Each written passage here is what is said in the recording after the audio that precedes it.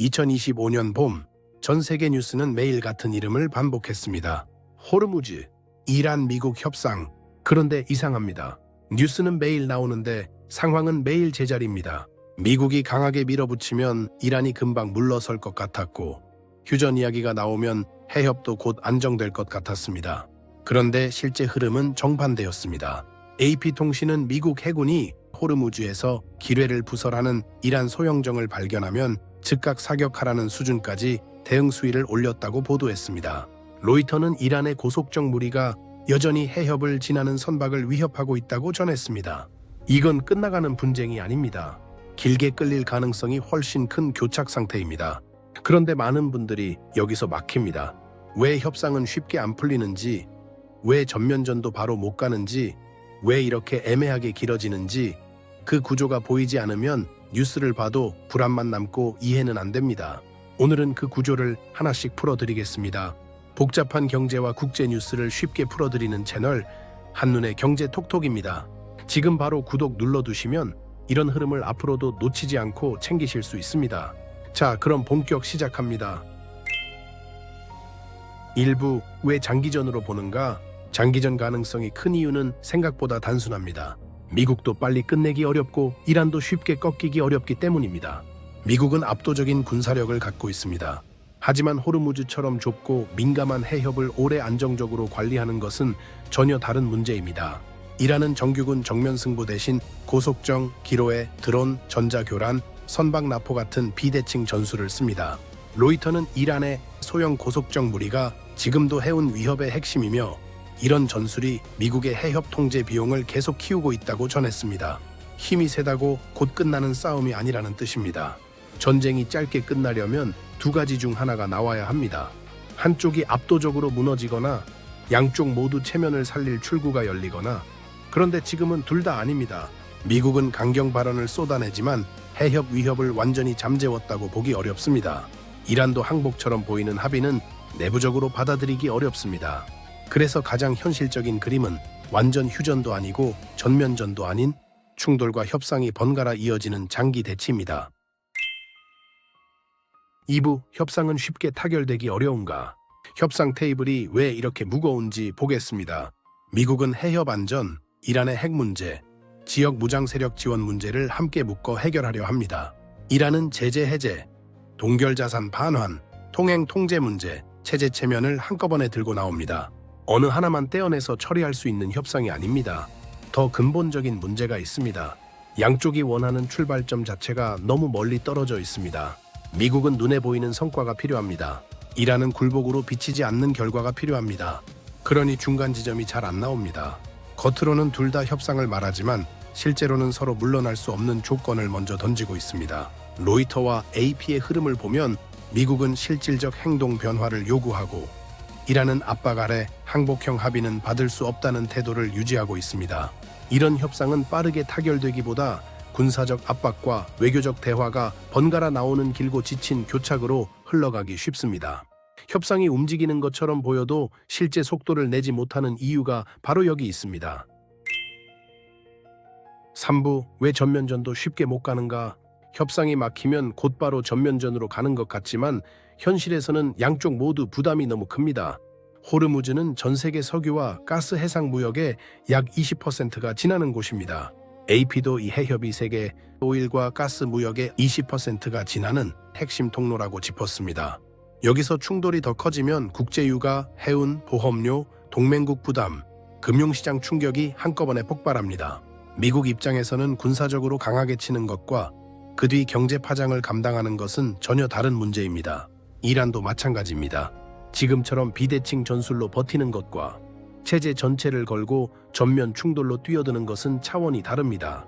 해협을 완전히 닫거나 충돌을 극단으로 키우는 순간 국제 여론, 추가 제재, 군사적 보복 명분을 한꺼번에 상대해야 합니다. 그래서 지금 구조가 묘합니다. 협상도 어렵고 전면전도 어렵습니다. 가장 위험한 것은 그 중간입니다.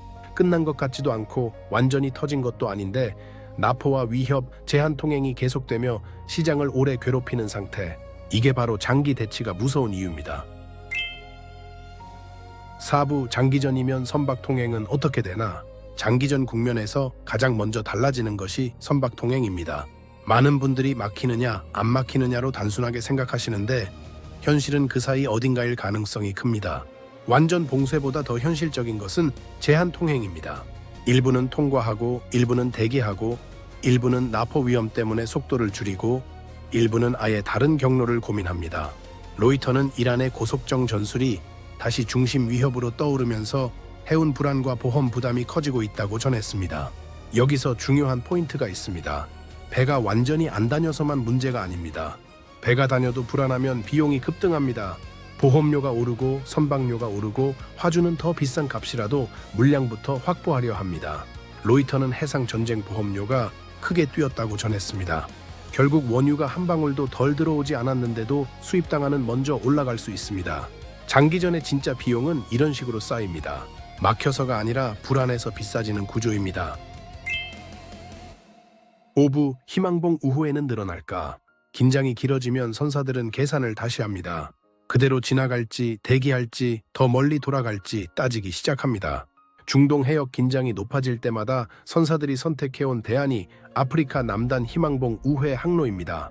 로이터는 이런 우회가 시간과 비용을 모두 늘린다고 보도했습니다. 우회가 늘어나면 어떻게 될까요? 선박 운항 기간이 길어지고 연료 사용량이 늘고 회전율이 떨어지고 보험료와 인건비까지 부담이 쌓입니다. 같은 원유, 같은 원자재를 실어와도 한국에 도착하는 순간 단가가 더 높아질 수 있습니다. 이 지점이 우리 생활과 직접 연결됩니다. 해협이 완전히 닫히지 않아도 통행이 정상으로 돌아오지 못하면 비용은 남습니다. 선박 한 척이 돌아가면 하루가 길어지고 하루가 길어지면 돈이 붙고 그 돈이 쌓이면 결국 원유 수입 단가와 원자재 가격이 올라갑니다. 한 번에 크게 오르는 게 아니라 조용히 누적되는 방식입니다. 장기전이 무서운 건 바로 이 누적 효과입니다. 6부 해저 케이블 진짜 끊을 수 있나? 요즘 뉴스에서 낯선 단어가 하나 더 등장하고 있습니다. 해저 케이블입니다. 호르무즈 하면 기름길만 떠올리기 쉽지만 바다 밑에는 전 세계 데이터가 지나가는 길도 있습니다. AP는 호르무즈와 그 주변 해역에 여러 해저 통신 케이블이 놓여 있고 다른 중동 해역에서는 실제 케이블 손상으로 통신 장애가 발생한 전례가 있다고 짚었습니다. 기술적으로 완전히 허황된 이야기는 아니라는 뜻입니다. 다만 여기서 반드시 구분해야 할 것이 있습니다. 실행 가능성과 실행 확률은 다릅니다. 만약 여러 케이블이 동시에 크게 손상되면 단순히 인터넷이 느려지는 수준이 아닙니다. 걸프 국가의 데이터 센터 연결, 금융거래, 클라우드, 해운 운영, 기업 통신이 함께 흔들릴 수 있습니다. 중동, 유럽, 인도, 아시아 전체를 동시에 자극하는 행동입니다. 바로 그렇기 때문에 쉽게 꺼낼 카드가 아닙니다. 지금 단계에서는 실제 행동보다 그런 카드까지 거론하며 압박 수위를 올리는 심리전 성격이 더 강합니다. 7부 유럽은 미국과 멀어질까? 이번 사태가 길어질수록 유럽도 조용히 계산을 바꾸고 있습니다. 미국을 계속 믿을 수 있는가? 미국이 흔들리면 유럽은 뭘 준비해야 하는가라는 질문이 유럽 정상들 사이에서 더 진지하게 논의되고 있습니다. 로이터에 따르면 EU 정상들은 나토에 대한 미국의 태도 불확실성 속에서 EU 조약의 상호방위 조항을 어떻게 더 실질적으로 운영할지 논의하고 있습니다. 이건 유럽이 미국과 당장 결별한다는 뜻이 아닙니다. 하지만 미국 없이도 버틸 안보 체계를 더 빨리 키우려는 흐름이 분명히 강해지고 있다는 뜻입니다. 이 흐름이 중요한 이유가 있습니다. 호르무즈 사태는 단순히 중동 해협의 기름길 문제가 아닙니다. 누구를 얼마나 믿을 수 있느냐, 누구와 끝까지 같이 갈 수 있느냐라는 동맹 질서, 재편의 문제로 번지고 있습니다. 유럽은 지금 바로 그 계산을 다시 하고 있습니다. 이번 사태가 중동 뉴스이면서 동시에 세계 질서 뉴스이기도 한 이유입니다. 8부 가장 가능성 높은 결말은 무엇인가? 그럼 앞으로 어떻게 흘러갈까요? 크게 세 가지 시나리오로 볼 수 있습니다. 첫 번째는 빠른 대타협입니다. 미국과 이란이 핵심 쟁점을 한꺼번에 풀고 해협도 안정되는 시나리오입니다. 시장이 가장 반길 결말이지만 지금 조건을 보면 가능성이 높지 않습니다. 두 번째는 장기 대치입니다. 휴전은 애매하게 이어지고 해협에서는 납포와 위협, 제한 통행, 우회, 보험료 상승이 반복되는 국면입니다. 지금 공개된 흐름을 놓고 보면 가장 현실적인 시나리오입니다. 세 번째는 충돌 확대입니다. 해협에서 사고나 오판이 발생해 전면전에 가까운 상황으로 튀는 경우입니다. 가능성은 낮지만 충격은 가장 큽니다. 지금 가장 현실적인 그림은 두 번째입니다. 그런데 이 시나리오가 무서운 이유가 있습니다. 한 번에 크게 터지지 않기 때문입니다. 경제는 큰 폭발보다 애매하게 오래가는 긴장을 더 싫어합니다. 통행은 열려 있지만 불안하고, 협상은 계속되지만 안 풀리고, 전면전은 아니지만 납포와 공격은 이어지는 상태. 이런 국면이 시장에는 가장 피곤하고 실물 경제에는 가장 비용이 오래 붙는 상태입니다. 결론, 오늘 이야기를 정리해드리겠습니다. 호르무즈는 지금 미국이 금방 끝낼 수도 없고 이란이 쉽게 꺾일 수도 없는 구조로 들어가고 있습니다.